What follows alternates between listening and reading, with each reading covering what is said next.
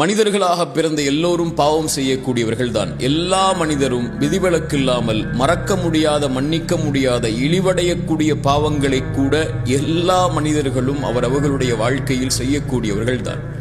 ஆனால் அந்த பாவத்தில் இருந்து விலகி தன்னை மீட்டெடுத்து நற்பாதையில் தன்னை ஆக்கிக் கொண்டு இறைவனிடத்திலே வந்தவர்கள்தான் சிறந்தவர்கள் என்று இறைத்தூதர் சொன்னார்கள்.